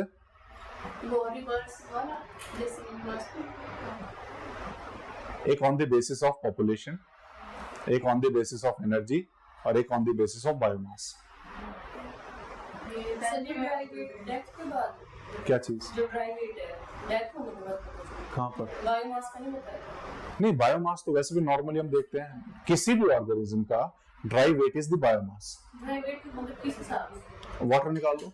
ये डेथ के बाद नहीं, डेथ के बाद नहीं नापते उसको। इंडिविजुअल का बायोमास एक्यूमुलेट होता रहता है, बायोमास इंक्रीज होता रहता है। ठीक है, एट पर्टिकुलर टाइम टोटल उस पॉपुलेशन का बायोमास कितना है उसको हम मेजर कर लेते हैं। अब जैसे लीफ है, रियल लीफ होता है, उसका तो पानी निकल गया तो उसका ड्राई वेट वो कंप्लीट उसका काउंट कर लेंगे। अदरवाइज जैसे कोई फ्रेश लीव है तो उसमें से ज्यादा सब्सट्रैक्ट कर लेंगे हम, जितना ही वाटर मास निकलेगा उसका। एग्जैक्टली 70% वाटर, 70% रिड्यूस कर दो, बायोमास बच गया। ठीक है, ये क्लियर है? ट्रॉफिक लेवल, अलग अलग एनर्जी लेवल्स जो बन रहे हैं, दीज आर ट्रॉफिक लेवल्स। उसमें सबसे पहले energy in the ecosystem. Energy बनाने के लिए आपको दो चीजें दिखाई देंगी, एक फोटोसिंथेसिस, एक रेस्पिरेशन। ठीक है, एनर्जी यहां से बन रही है। ठीक है, फोटोसिंथेसिस ट्रांसफर कर रही है from sunlight to the plants. ठीक है, फोटोसिंथेसिस कैसे बनेगी, क्या क्या होते हैं, क्या क्या लेते हैं plants from the atmosphere, plus sunlight, और सनलाइट को पचाने के लिए क्या चाहिए, क्लोरोफिल चाहिए। यही क्लोरोफिल इसको ग्रीन कलर देता है, ऐसे ही कुछ होता है। ठीक है, इसके बाद क्या बनेगा, ग्लूकोज बन जाएगा, plus plus oxygen plus energy. ठीक है, ये फोटोसिंथेसिस है। रेस्पिरेशन कैसे होगा, ये ग्लूकोज बना है, प्लस ऑक्सीजन चाहिए, और उसके बाद क्या होगा, कार्बन डाइऑक्साइड रिलीज होगी, प्लस एनर्जी रिलीज होगी, प्लस इसका उल्टा हो जाएगा। ठीक है, तो फंक्शन अगर हम एनर्जी प्रोसेस देखें तो एनर्जी प्रोसेस ये इस तरीके से बन रहा है आपका। तो लाइट एब्जॉर्प्शन जो हो रहा है वो आपका कहां हो रहा है, फोटोसिंथेसिस में हो रहा है। फोटोसिंथेसिस से हमने लाइट एब्जॉर्ब किया, और फोटोसिंथेसिस किसका है काम, प्लांट्स का है, तो वो खुद से बना रहे हैं। वहां एनर्जी ट्रांसफर करने के लिए लाइट चाहिए हमें, और जब उनको कोई खाएगा तो आगे जाकर के एनर्जी ट्रांसफर हो रही है। ठीक है, यही हो रहा है। ठीक है, जो स्टडीज हैं कि प्लांट टोटल जितने भी अर्थ पे सनलाइट आ रही है उसका कितना रिसीव कर रहे है ना, अप्रोक्सीमेटली वो 1% ही एब्सॉर्ब कर रहे हैं to make their food by the process of photosynthesis. ठीक है, फोटोसिंथेसिस करके उन्होंने कुछ एनर्जी बनाई, कुछ ग्लूकोज बनाया, कुछ एनर्जी रिलीज हुई, उस एनर्जी को वो यूज करते हैं इन फर्दर रेस्पिरेशन। एनर्जी को किसमें यूज करेंगे, इन डूइंग दी रेस्पिरेशन। कुछ एनर्जी वेस्ट हो जाती है in the form of heat, कुछ एनर्जी कैसे वेस्ट हो जाएगी, in the form of heat. Respiration में यूज की गई एनर्जी और हीट के द्वारा डिसिपेट की गई एनर्जी, इन दोनों को छोड़ दो, बाकी बच गया बायोमास। इन दोनों को अगर हम निकाल देते हैं टोटल में से तो बाकी बचा क्या, बायोमास। तो जो भी फूड इनटेक किया है उसको प्रोसेस करने के लिए कुछ एनर्जी लगेगी, प्लस कुछ हीट डिसिपेशन में जाएगी, बाकी जो बचा वो क्या है, बायोमास है। बाकी जो बचा क्या है, वो बायोमास है। ठीक है, तो सबसे पहले ऑटोट्रॉफ्स क्या होते हैं, जो खुद बनाते हैं। अगर हम ट्रॉफिक लेवल्स की बात करें, ट्रॉफिक लेवल में सबसे पहले आते हैं ऑटोट्रॉफ्स। ऑटोट्रॉफ वो होते हैं जो खुद से खाना बनाएंगे सनलाइट से लेकर के। ठीक है, ये आपको दो टाइप के दिखाई देंगे, एक कीमोट्रॉफ भी होते हैं, एक फोटोट्रॉफ होते हैं, कीमोट्रॉफ होते हैं। ऑटोट्रॉफ में ऑटोट्रॉफ दो टाइप के दिखाई देंगे, एक कीमोट्रॉफ और फोटोट्रॉफ। कीमोट्रॉफ वो जो कुछ केमिकल्स की वजह से अपना खाना बना सकते हैं, फोटोट्रॉफ वो जो लाइट की मदद से अपना खाना बनाते हैं। तो ज्यादातर प्लांट्स क्या हैं, फोटोट्रॉफ्स हैं। कुछ बैक्टीरियाज होते हैं जो केमिकल को यूज करके अपना खाना बनाते हैं, वो कीमोट्रॉफ्स होते हैं। मशरूम सनलाइट नहीं चाहिए, पता नहीं एग्जैक्टली। ठीक है, हो सकते हैं। ठीक है, ये आपको दिखाई देंगे। प्रोड्यूसर्स कौन कौन है, एक तो फोटोट्रॉफ है, एक कीमोट्रॉफ है। फोटोट्रॉफ में क्या हो रहा है, फोटोसिंथेसिस हो रहा है। कीमोट्रॉफ में केमिकल रिएक्शंस हो रही हैं। ठीक है, उसका एग्जांपल दिया हुआ है यहाँ पर, थियोबैसिलस। बैसिलस करके तो कहीं और भी सुना है, नहीं बैसिलस कहीं सुना है, टीबी में हाँ वहां पर है, हाँ टीबी में सुना है हमने। ठीक है, वहां पर भी ऐसा ही कुछ बैक्टीरिया है वो। सर एक वो होता है ना, लीफ होते हैं इसके ऊपर, वो होते हैं प्लांट लीव्स, उसका नाम क्या होता है, एक वो नहीं तो ताऊ इससे भी सकते हैं, छोटे-छोटे जैसे आगे में। अच्छा ब्रायोफाइरम, अच्छा वो नहीं पता ब्रायोफिल्स होते हैं। इतना साइंस नहीं पढ़ी है। ठीक है,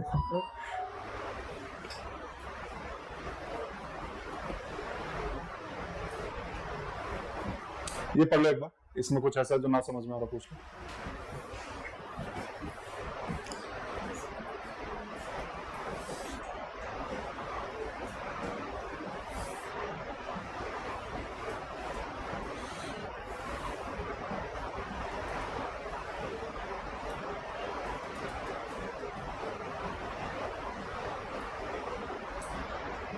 सर जो ग्रीन एल्गी होती है, बैक्टीरिया ही होता है वो, एक टाइप का। ब्लू ग्रीन एल्गी, हाँ नाम उसका ग्रीन एल्गी है। हाँ। तो वो भी शायद कीमोट्रोफ ही है, क्योंकि वो नाइट्रोजन वाले प्लांट होते हैं ना, उनमें ही ग्रो करते हैं। उनके जो रूट्स होती है ना, नोड्यूल्स बोलते हैं जिनको। ब्लू ग्रीन एल्गी शायद। नाइट्रोफॉस ऐसे कुछ नहीं है उसको। पढ़ लिया इसको, कोई डाउट है? नहीं, इसको पढ़ लिया?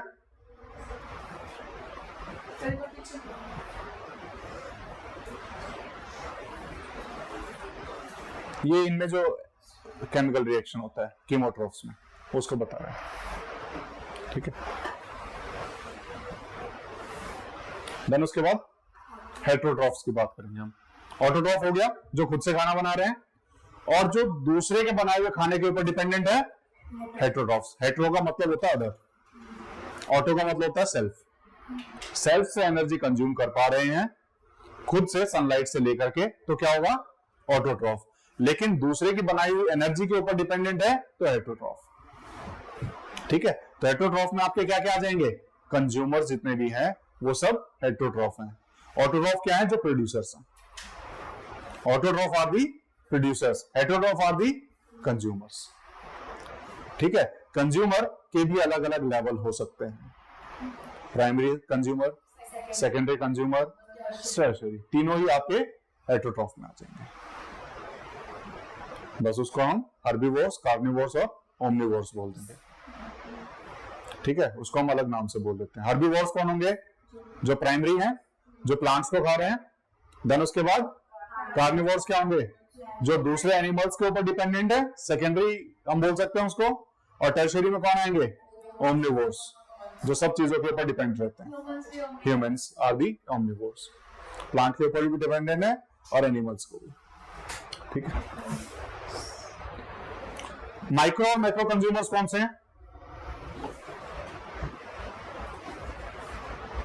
माइक्रो और मैक्रो कंज्यूमर्स। माइक्रो कंज्यूमर्स जो प्रोड्यूसर्स हमने बताए थे, और मैक्रो जो उनके ऊपर डिपेंडेंट है। ठीक है, ये सब मैक्रो कंज्यूमर्स हैं। ये सब क्या हो जाएंगे? मैक्रो कंज्यूमर्स हो जाएंगे। तो फूड चेन पढ़ी हुई है, बताने की जरूरत नहीं है। फूड चेन के ऊपर क्वेश्चन पूछ चुकी है यूपीएससी, सिंपल फूड चेन दे देती है। ठीक है, और फूड चेन में किसका पूछा था? डेट्राइटिवोर्स का। हाँ, कि उनकी फूड चेन बताओ, और सीक्वेंस दे दिया था कि इनमें से कौन सा सीक्वेंस ठीक है। ठीक है, किसके नाम?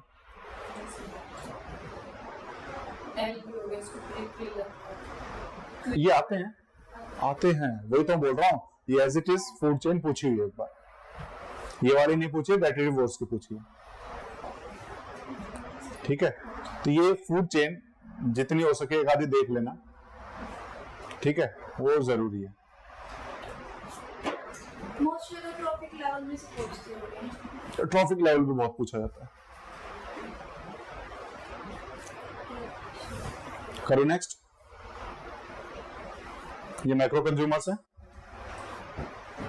ठीक है, मैक्रो कंज्यूमर्स में सारे आ जाएंगे, जो भी प्रोड्यूसर्स के बाद के हैं वो सब क्या है? मैक्रो कंज्यूमर्स हैं। उसके अंदर आपके हर्बीवोर्स आ गए, सेकेंडरी कंज्यूमर आ गए, और उसके बाद कार्निवोर्स आ गए। ठीक है, और ओमनिवोर्स आ गए। ओमनिवोर्स क्या है? जो सब खा लेते हैं। ठीक है, उसके बाद स्कैवेंजर्स। स्कैवेंजर्स कौन होंगे? जो डेड और डिकेइंग ऑब्जेक्ट के ऊपर डिपेंडेंट रहते हैं। ठीक है, वो स्कैवेंजर्स हैं। एग्जाम्पल स्कैवेंजर्स के, ये एग्जाम्पल है स्कैवेंजर्स के। These are the examples of scavengers.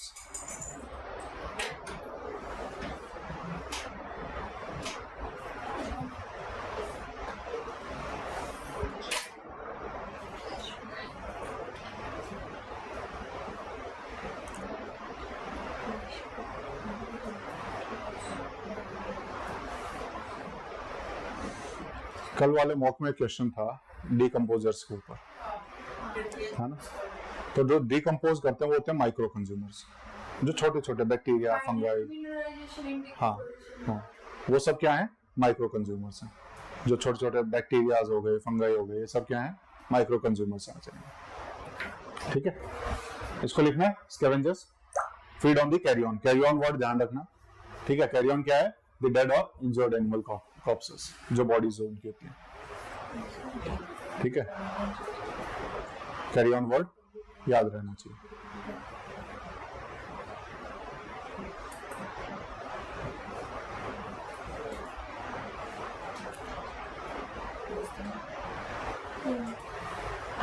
ठीक है, माइक्रो कौन से हो गए?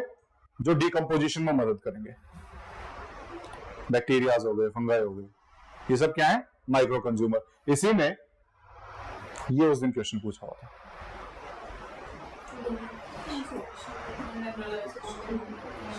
यही पूछा था ना, मिनरलाइजेशन क्या होता है? तो यहां पर सबसे पहले क्या हो रहा है? फ्रेगमेंटेशन, उसके बाद कैटाबॉलिज्म, उसके बाद ह्यूमिफिकेशन, उसके बाद मिनरलाइजेशन। वो क्या क्या है वो एक बार पढ़ लो। कल बताया था फ्रेगमेंटेशन क्या होते हैं? जो स्कैवेंजर्स आकर के बचा कुचा छोड़ करके चले जाते हैं, फिर डिकम्पोजर्स आएंगे उसको डिकम्पोज करने के लिए, उसको अलग अलग फ्रेगमेंट्स में तोड़ने के लिए। फिर उसके बाद क्या होगा? कैटाबॉलिज्म होगा, उनमें से इनऑर्गेनिक मटेरियल्स को अलग किया जाएगा। फिर इनऑर्गेनिक मटेरियल का ह्यूमिफिकेशन होता है और फिर उसका मिक्सिंग होती है in the soil, that is mineralization. और तब जब वो वाटर की फॉर्म में नीचे चला था उसको लीचिंग बोलते हैं। वो तो लीचिंग तो कोई भी अगर वाटर नीचे जा रहा है तो दैट इज लीचिंग। उसमें ये फीलिंग करता था कि इनऑर्गेनिक कोई था, इनऑर्गेनिक जो वो है मतलब मटेरियल है, अगर वो वाटर के साथ नीचे जाता तो उसको क्या है? लीचिंग ही होगा। लीचिंग। वाटर अगर किसी भी तरीके से सीपेज करके नीचे जा रहा है that is leaching, that is leaching.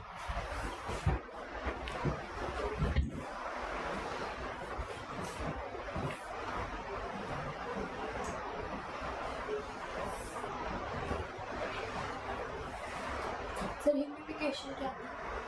जहां पानी मिक्स हो जाता है थोड़ा बहुत।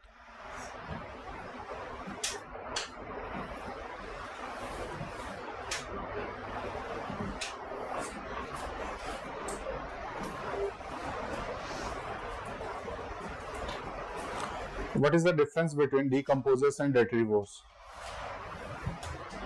Detrivores is a class of क्या क्या होंगे? earthworms. अर्थवर्म क्या है? डेट्रिवर। डेट्रिवोर। ठीक है, डिकम्पोजर क्या होते हैं? जो स्मॉलर लेवल पे उसको डिकम्पोज कर रहे हैं, बहुत छोटे लेवल पे जाकर के। ठीक है, ये आपको बैक्टीरिया, फंगाई, ये सब आपको दिखाई देंगे in the form of decomposers. ठीक है, तो लिखना चाहो डिफरेंस लिख सकते हो, अदरवाइज डेट्रिवर मतलब बड़े लेवल पे। बड़े लेवल पे तो नहीं कह सकते। ठीक है, तो मेनली तो दोनों मिक्सिंग ही है। Detritivores are the type of decomposer, decomposer are type of detritivores, ये भी हम कह सकते हैं। लेकिन बस उनका फंक्शंस क्या क्या है वो आपको पता होना चाहिए। ठीक है, यहाँ पर एक्सक्रेटा से आपको पता लगेगा इनको। Not separate character. हाँ, ठीक है ना, ये सिक्रेशन से इनऑर्गेनिक मटेरियल को अलग कर रहे हैं, वो विदाउट सिक्रेशन कर रहे हैं।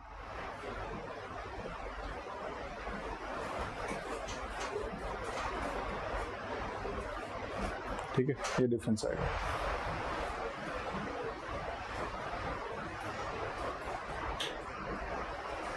अब कुछ इकोसिस्टम्स के बारे में एग्जांपल।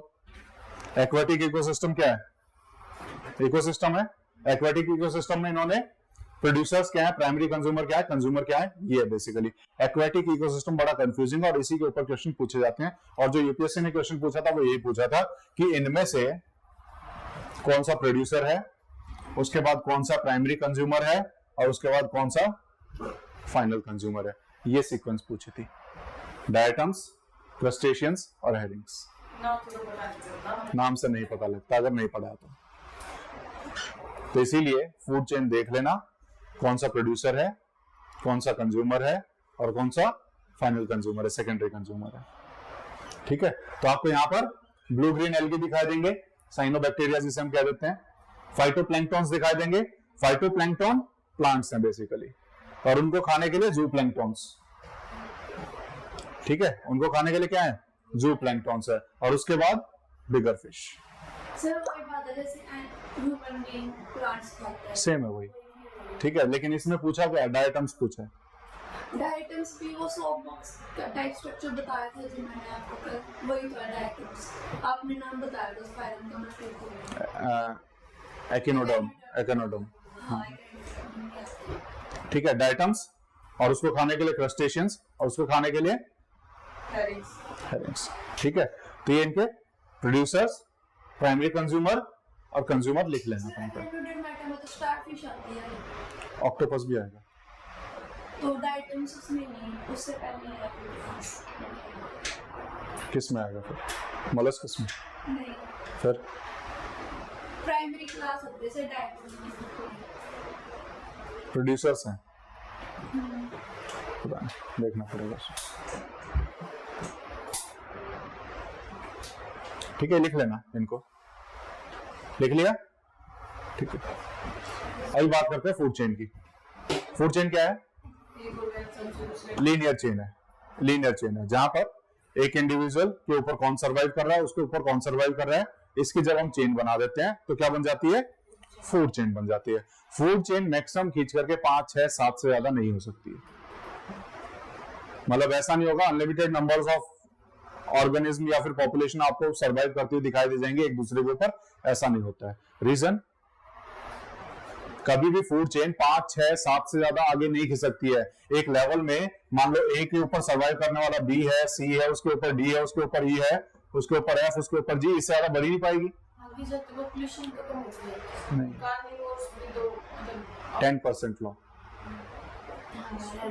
10% लॉ, यहां पर जितनी एनर्जी इसको मिल रही है, ये इससे आगे सिर्फ और सिर्फ अपनी 10% एनर्जी ही ट्रांसफर कर पाएगा। तो इसके पास खाने के लिए सिर्फ 10% एनर्जी है, उसके बाद उसकी 10%, उसके बाद उसकी 10%, यहां तक आते आते इतनी कम एनर्जी रह जाती है कि अगर इसको इसके ऊपर सर्वाइवल करना है तो बहुत सारा इसको खाना पड़ेगा, एनर्जी है ही नहीं वहां, वो आगे और उसको फर्दर दे पाए। तो इसी वजह से फूड चेन लिमिटेड होती है, 5, 6, 7 बस, उसका पेट जल्दी भर जाएगा। ठीक है, क्लियर है। तो इसमें हो क्या रहा है, इसके अंदर there is unidimensional flow of energy, ठीक है। और जो 10% लॉ बनाया किसने दिया था, 10% लॉ किसने दिया था, रेमंड लिंडमैन, ठीक है। The 10% law was given by Raymond Lindeman. इसने क्या बोला था, to the every another trophic level only 10% energy is transferred, ठीक है ना। हर ट्रॉफिक लेवल पे कितनी एनर्जी ट्रांसफर होती है, 10% होती है। क्यों होती है 10%, बाकी कहां जा रही है, बाकी energy respiration, heat dissipation, secretion, ठीक है। तो बहुत सारे फंक्शंस जो अपनी लाइफ में कर रहा है, तो उसके दौरान वो एनर्जी वेस्ट होती है। इस वजह से फर्दर नेक्स्ट ट्रॉफिक लेवल पे सिर्फ और सिर्फ 10% एनर्जी आपको ट्रांसफर होती हुई दिखाई देगी, and this law was given by Raymond Lindeman. और इसी वजह से कोई भी फूड चेन 5, 6, 7 से ज्यादा आगे नहीं बढ़ सकती, ठीक है। तो maximum number of organism in linear chain can be 5, 6 और 7। 7 वाली भी नहीं दिखाई देती, 6 ही होती है मैक्सिमम। अब उन फूड चेन्स को अगर मिक्स कर दें, कॉम्प्लेक्स वेब बना दें, वो फूड वेब बन जाता है। जैसे घास को खाने वाला सिर्फ रैबिट नहीं है, उसके ऊपर सर्वाइवल के लिए बहुत सारे लोग हैं, काऊ भी है, जितने भी हर्बीवोर्स हैं वो सब कहीं ना कहीं आपको प्लांट और ग्रास के ऊपर रहने वाले दिखाई देंगे। वहीं अगर हम किसी छोटे एनिमल की बात करें तो उसके सर्वाइवल के लिए यानी उसको खाने वाले लोग सिर्फ एक नहीं होगा, बहुत सारे होंगे। जब उन सबको एक चेन में, एक वेब के अंदर डाल दिया जाए, मतलब अलग अलग चेन को मिक्स कर दिया जाए, तो उसको हम क्या बोलेंगे, फूड वेब बोल देंगे। तो complex system of food chain is food web, लगभग इस टाइप से आपको दिखाई देगा। एक ट्री को खाने वाले बहुत सारे लोग हैं, ठीक है। फिर यहाँ पर माउस को खाने के लिए वुल्फ भी है, हॉक भी है, रेड फॉक्स भी है, ठीक है। वहीं पर क्वेल को खाने के लिए हॉक भी है, इसको तो एक ही खा रहा है और यहां पर है नहीं, ठीक है। यहां पर बीटल जो छोटे छोटे कीड़े जो घर में निकल आते हैं, इसको खाने के लिए हॉक भी है, फ्रॉग भी है, रैकून भी है, ठीक है। जब हमने सब फूड चेन को मिक्स करके एक बना दिया तो क्या बन गया? Food web. ये फूड वेब जितनी ज्यादा कॉम्प्लेक्स होगी उतनी ही इकोसिस्टम में स्टेबिलिटी रहेगी। जितनी ज्यादा कॉम्प्लेक्स होगी उतनी ही स्टेबिलिटी हमारे एनवायरनमेंट में, इकोसिस्टम में रहेगी। ऐसा क्यों? कंपटीशन कम होएगा उनके बीच में, मतलब कोई अगर एक ही चीज जैसे होगा क्या, अगर मैं लीनियर चेन की बात करूं, एक भी गायब हो गया तो पूरी चेन डिस्टर्ब हो जाएगी। लीनियर चेन में से अगर एक को भी गायब करते हैं तो क्या होगा? इसकी वजह से इसको खाने के, मतलब ये उल्टा चल रहा है, इसको खाने के लिए ये था, अब इसको खाना नहीं मिलेगा। इसको खाना नहीं मिलेगा तो क्या हो जाएगा? ये तो खत्म हो जाएगा, इसको खाने वाला कोई नहीं रहेगा, इसकी पॉपुलेशन बहुत बढ़ जाएगी। तो इकोलॉजिकल इंबैलेंस हमें दिखाई देगा। अब इसको हमें सस्टेन करना है तो हमें फूड वेब को ज्यादा कॉम्प्लेक्स करना पड़ेगा। बाई चांस अगर ये गायब हो भी जाए, तो इसको खाने वाला ये था, लेकिन ये सिर्फ इसके ऊपर डिपेंडेंट नहीं है, ये भी खा सकता है, ये भी खा सकता है, ठीक है। अब ये किसको खा रहा था? ये इसको खा रहा था, ये गायब हो गया, कोई फर्क नहीं पड़ता, इसको खाने वाले और भी हैं, तो इसकी भी पॉपुलेशन इतनी ओवर ग्रोथ नहीं होगी। तो इसीलिए फूड वेब जितना कॉम्प्लेक्स होगा, स्टेबिलिटी के लिए उतना फायदा है, उतना ही स्टेबिलिटी हमें इकोलॉजी में दिखाई देगी, इकोसिस्टम में दिखाई देगी, ठीक है। ये फूड चेन लिख लेना, एक आदि लिख लिया था।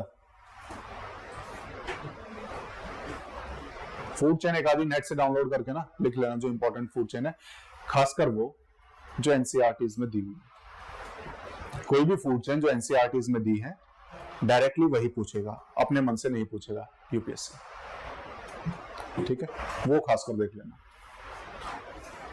तो फूड वेब में सबसे पहली चीज ये नॉन लीनियर होता है और दूसरा कॉम्प्लेक्स सिस्टम होता है।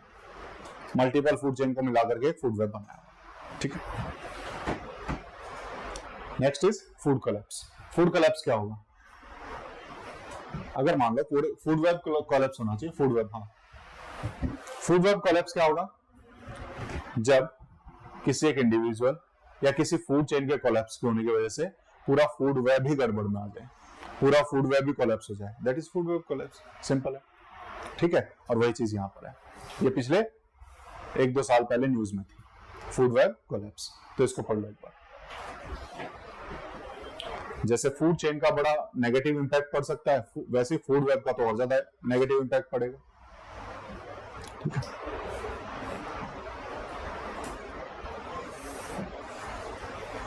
क्लियर है? ठीक है। फूड, हम इकोलॉजिकल पिरामिड्स में पहुंच गए। अभी फूड चेन कर लिया, ट्रॉफिक लेवल्स में फूड वेब कर लिया, तीसरा क्या था ट्रॉफिक में? Ecological pyramids. अब हम इकोलॉजिकल पिरामिड्स पढ़ेंगे। इकोलॉजिकल पिरामिड्स 3 टाइप से बन सकते हैं। इकोलॉजिकल पिरामिड्स लिखा हुआ है, हाँ। एक तो उनकी एबेंडेंस दिखा सकता है, एक उसका बायोमास दिखा सकता है, और एक फ्लो ऑफ एनर्जी दिखा सकता है। इकोलॉजिकल पिरामिड ये 3 चीजें दिखाएगा। इकोलॉजिकल पिरामिड है क्या चीज? किसी भी फूड चेन को जब हम ग्राफिकल रिप्रेजेंटेशन दे दें तो उसे हम इकोलॉजिकल पिरामिड कहेंगे। किसी भी फूड चेन को हम ग्राफिकल रिप्रेजेंटेशन कर दें, उसको ग्राफ में दिखाना शुरू कर दें, तो वो क्या हो जाएगी? इकोलॉजिकल पिरामिड बन जाएगा। ये पिरामिड 3 तरीके से बनाया जा सकता है, depending upon their flow of energy, depending upon their population, depending upon their biomass. इसके आधार पर हम अलग अलग पिरामिड्स को क्रिएट कर सकते हैं। जैसे हमने अभी थोड़ी देर पहले पढ़ा, एनर्जी जब भी नेक्स्ट लेवल पे जाएगी, ये इतनी की इतनी नहीं रहेगी, इससे 10% ही रह जाएगी। इससे भी ऊपर जाएगी तो इससे कम रह जाएगी। तो एनर्जी का कोई भी पिरामिड बनेगा, वो हमेशा ऐसा ही बनेगा, इसमें कोई भी चेंज नहीं आ सकता, क्योंकि 10% लॉ यही बोलता है। 10% लॉ क्या कहता है कि किसी भी तरीके से एनर्जी का आपको पिरामिड बनाना है तो वो हमेशा अपराइट रहने वाला है। वो कैसा रहेगा? अपराइट रहने वाला है। ये पिरामिड उल्टा हो ही नहीं सकता, हमेशा energy pyramid will be like this. Producers के पास सबसे ज्यादा एनर्जी, उसके कंज्यूमर के पास उससे कम एनर्जी, उसके कंज्यूमर के पास उससे कम एनर्जी। पॉपुलेशन भी डिक्लाइन हो रही है।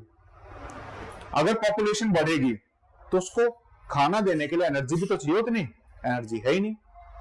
तो हमेशा इस एनर्जी ट्रैफिक लेवल में पॉपुलेशन ऊपर की तरफ जाते हुए डिक्लाइन होती हुई दिखाई देगी। ठीक है, एनर्जी तो डिक्लाइन हो ही रही है, पॉपुलेशन भी डिक्लाइन होती हुई दिखाई देगी। क्लियर है? लेकिन पॉपुलेशन जब हम पिरामिड पढ़ेंगे तब हम देखेंगे कई पिरामिड ऐसे बनते हैं जहां पर ये अपराइट नहीं दिखाई देगा, जहां पर ये अपराइट नहीं दिखाई देगा। जैसे एग्जांपल, कोई एक बड़ा सीधा सा एग्जांपल लेते हैं। नीचे एक सिंगल ट्री,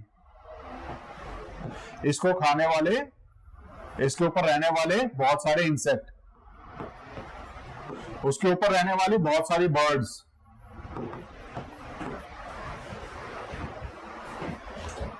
नंबर बढ़ गए, पॉपुलेशन बढ़ रही है, लेकिन पिरामिड उल्टा हो गया। एक ट्री है, एक ट्री के ऊपर सर्वाइव करने वाले लोग ज्यादा हैं। तो पॉपुलेशन पिरामिड अपराइट भी हो सकता है और उल्टा भी हो सकता है, अपोजिट भी हो सकता है। Same goes with the biomass.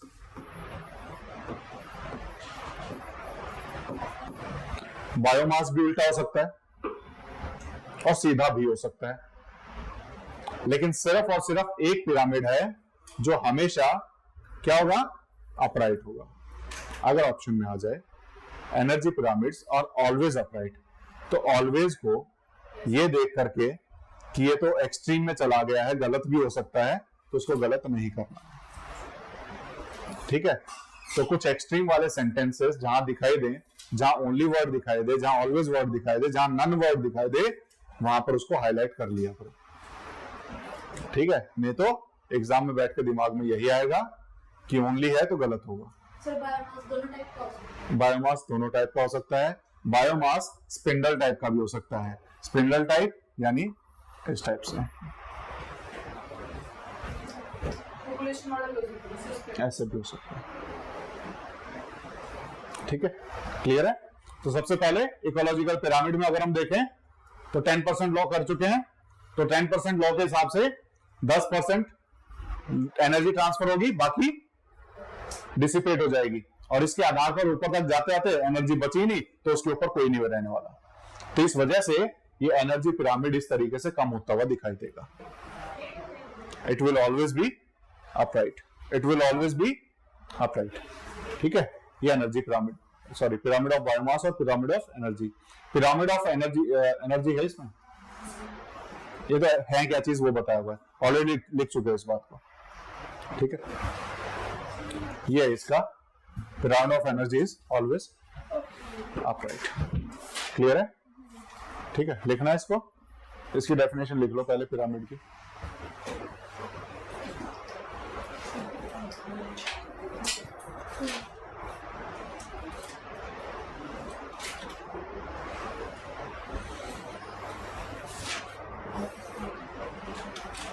Slides भेज दो ना। इनमें थोड़ा सा मैं करके इनको ठीक ठाक करके तब भेज दूंगा, नहीं तो इतनी ज्यादा स्लाइड्स हो जाएंगी, मैं इनको मतलब कम स्लाइड्स में फिट करके भेज दूंगा। ठीक है, तो नोट्स फॉर्मेट या फिर वर्ड में इसको पेस्ट करके भेज दूंगा मैं आपको, वो इजी हो जाएगा आप लोगों के लिए। ठीक है, पिरामिड ऑफ एनर्जी हो गया। ये पिरामिड ऑफ एनर्जी इस टाइप से बनेगा, 0.1% तक एनर्जी रहेगी, उसके ऊपर जाएंगे तो एनर्जी बचेगी नहीं, तो इसीलिए उसके आगे एक्सटेंड हो ही नहीं सकता है। फर्दर क्या है, रेलेवेंस क्या होगा? वो देखने के लिए कि कहां पर हमारी कितनी पॉपुलेशन हो सकती है, सिंपल सा। ठीक है ना, फूड चेन कितना एक्सटेंड हो सकता है, ये पिरामिड ऑफ एनर्जी है, हम पता लग जाएगा उस चीज से। Next is pyramid of biomass. Pyramid of biomass क्या होता है? बायोमास क्या है? Dry weight of any organic matter. Is the biomass. तो जब हम उसको कैलकुलेट करेंगे तो किस तरह का पिरामिड बनेगा वो हमें दिखाई देगा। तो यहां पर ये पता होना चाहिए, it is not always a perfect pyramid shape. ये अलग अलग तरीके का हो सकता है, ये आपका उल्टा भी हो सकता है, ये आपका सीधा भी हो सकता है। ठीक है, उल्टे में आपको अगर इसमें देखोगे एक्वेटिक इकोसिस्टम में आपको बायोमास का जो पिरामिड है वो उल्टा दिखाई देगा। रीजन भी, जो हमारे प्रोड्यूसर्स हैं उनकी लाइफ बहुत कम होती है, इनकी लाइफ उससे थोड़ी सी ज्यादा होती है, इनकी लाइफ बहुत ज्यादा होती है। तो किसी एक पर्टिकुलर टाइम पे आपको ये ही ज्यादा दिखाई देंगे, ये कम दिखाई देंगे। तो बायोमास इनका ज्यादा दिखाई देने वाला है। ठीक है, इनकी लाइफ स्पैन 2 से 5 दिन, इनका 8 से 12 दिन, इनका ज्यादा दिन होता है। तो इस वजह से ये उल्टा हो जाता है। ठीक है, ये इनकी लाइफ स्पैन अगर हम देखें। ठीक है, तो पिरामिड ऑफ बायोमास ये आपको ऐसा भी दिखाई देगा, ऐसा भी दिखाई देगा, ऐसा भी दिखाई देगा, सब दिखाई दे जाएंगे इसमें। और फिर उसके बाद pyramid of number. Pyramid of number क्या बताएगा? पॉपुलेशन किसी भी टाइम पे कितनी एग्जिस्ट कर रही है। पॉपुलेशन पे एक एग्जांपल ट्री का हम देख चुके हैं, तो ट्री के एग्जांपल से हम देख सकते हैं कि ये इन्वर्टेड भी हो सकता है और सीधा भी हो सकता है। ठीक है, तो दोनों ही आपको यहां पर दिखाई देंगे, ये ऐसा भी हो सकता है और ऐसा भी हो सकता है। ठीक है, तो पॉपुलेशन भी, पिरामिड ऑफ पॉपुलेशन ऐसे दिखाई देगा। ठीक है, यहां तक पढ़ें।